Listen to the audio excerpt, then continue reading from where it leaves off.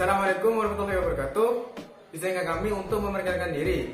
Perkenalkan, nama saya Adi Puponafi dari kelas 11C absen 2. Dan saya Muhammad Putra Diono dari kelas 11C absen 18. Dan ini adalah hasil kerja kami. Kami akan mempresentasikan hasil kerja kami yang berjudulkan Analisis metode belajar siswa PDP 2T generasi pertama SMA Negeri 1 Pamekasan.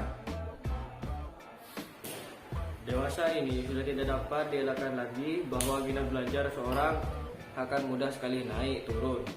Agar minat untuk belajar ini senantiasa tetap naik dalam waktu-waktu, maka setiap siswa harus memiliki keinginan untuk tetap terus belajar. Agar keinginan untuk terus belajar itu ada dan mungkin meningkat frekuensinya, maka setiap siswa tentu saja harus memiliki metode yang menyebabkan ia harus tetap semangat belajar. Belajar adalah perubahan yang relatif permanen dalam perilaku atau potensi perilaku sebagai hasil dari pengalaman atau latihan yang diperkuat. Belajar merupakan akibat adanya interaksi antara stimulus dan respon. Sehubungan dengan hal itu, untuk mengetahui metode belajar siswa PDP 2T, maka perlu dilakukan kajian terhadap karya ilmiah yang dibuat siswa 91 Pamekasan. Untuk itu, kajian atau penelitian dengan judul analisis metode belajar siswa PDP 2T generasi pertama 91 Pamekasan penting untuk dilakukan. Rancangan ini dituangkan dalam proposal penelitian ini. Dalam presentasi ini, kami akan membahas sebuah rumusan masalah, yaitu bagaimana metode belajar siswa PDP 2T generasi pertama. Tujuan dari penelitian ini yaitu yang pertama, untuk mengetahui perbedaan metode belajar siswa PDP 2T dan siswa reguler. Yang kedua, untuk mengetahui motivasi dan tujuan siswa PDP 2T pada saat proses pembelajaran. Manfaat penelitian yaitu hasil penelitian ini diharapkan dapat memberikan pengetahuan tentang sistem kredit sekolah atau SKS dan metode pembelajaran siswa PDP 2T yang memiliki sistem belajar yang lebih cepat dari siswa reguler. Penelitian ini juga diharapkan untuk memotivasi dan mencontoh cara belajar PDP 2T agar kita juga bisa lebih cepat untuk memahami dan menyelesaikan materi yang diberikan oleh guru. Arti belajar dalam Kamus Besar Bahasa Indonesia secara etimologis memiliki arti berusaha memperoleh kepandaian atau ilmu. Definisi ini memiliki pengertian bahwa belajar adalah sebuah kegiatan untuk mencapai kepandaian atau ilmu.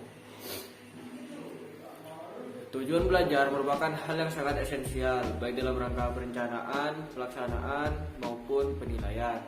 Tujuan memberikan petunjuk untuk memilih pelajaran, menata urutan topik-topik, mengalokasikan waktu, memilih alat bantu pembelajaran, serta menyediakan ukuran untuk mengukur hasil belajar siswa.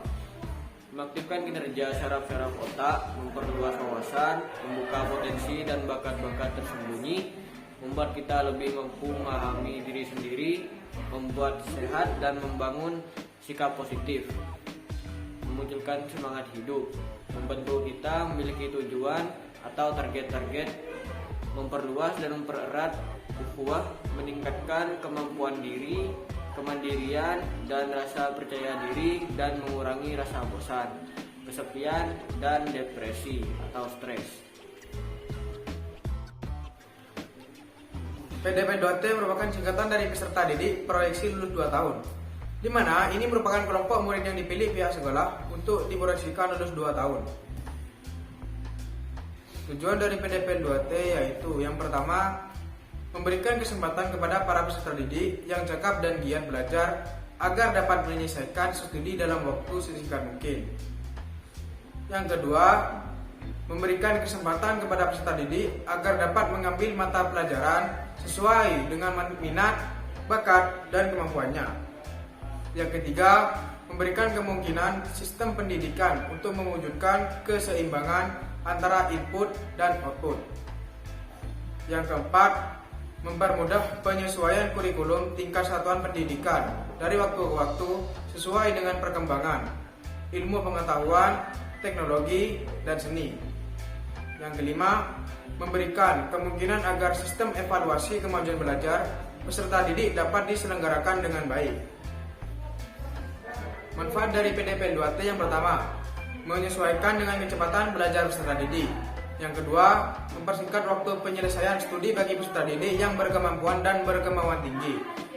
Yang ketiga, peserta didik dapat mengembangkan potensi diri sesuai dengan kemampuan, bakat, dan minat.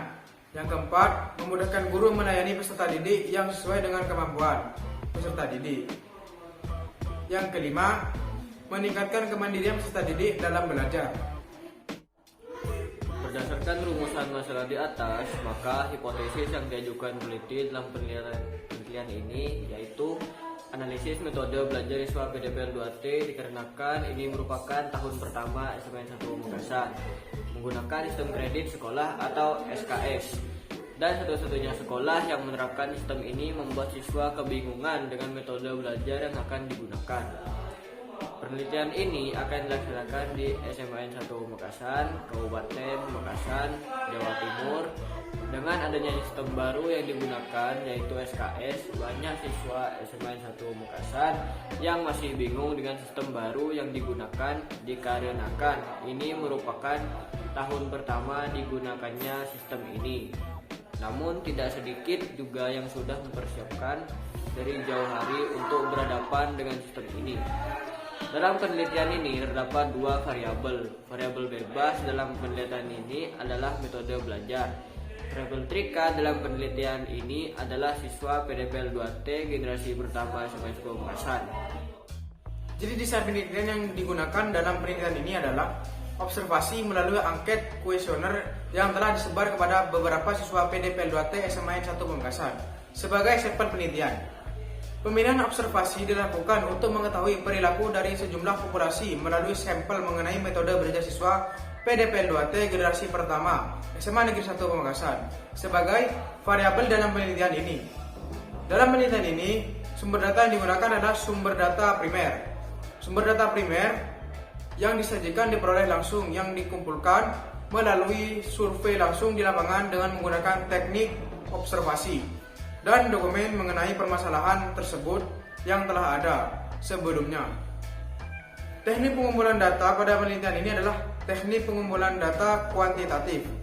Data kuantitatif merupakan metode penelitian yang berlandaskan positivistik atau data konkret. Data penelitian berupa angka-angka yang akan diukur menggunakan statistik sebagai alat uji penghitungan berkaitan dengan masalah yang diteliti untuk menghasilkan suatu kesimpulan.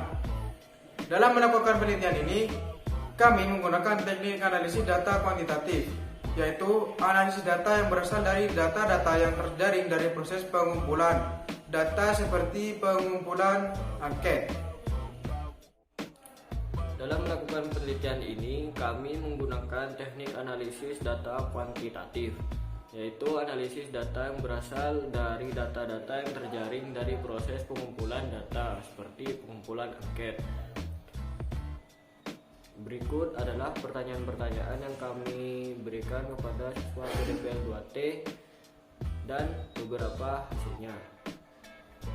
Yang pertama, apakah program SKS mengubah cara belajar Anda? Dalam penelitian ini, kami mengambil 13 siswa aktif SMAN 1 Pamekasan sebagai sampel. Dalam pertanyaan terkait cara belajar siswa, dari 13 siswa tercatat 100% telah mengubah cara belajar mereka karena adanya program SKS ini. Yang kedua, apa kesulitan dalam menentukan metode belajar yang Anda alami? Hasil penilaian terkait kesulitan menentukan metode belajar siswa PDPL 2T SMAN 1 Pamekasan.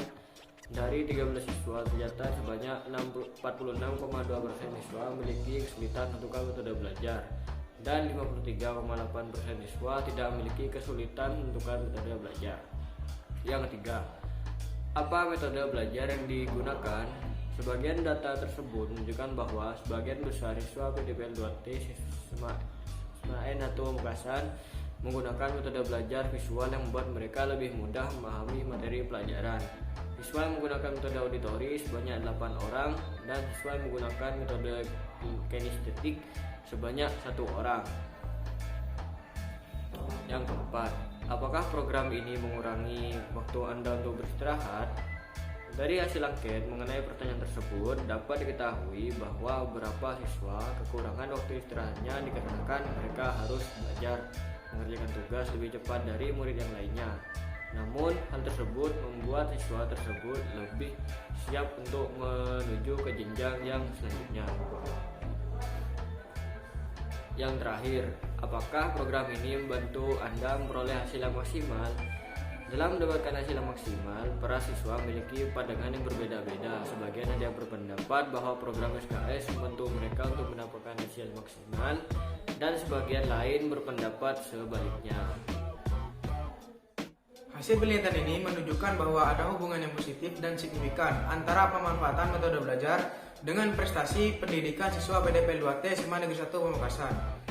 Banyak siswa PDP 2T yang masih kebingungan dalam menemukan metode belajar yang tepat, dikarenakan ini merupakan tahun pertama sistem SKS digunakan.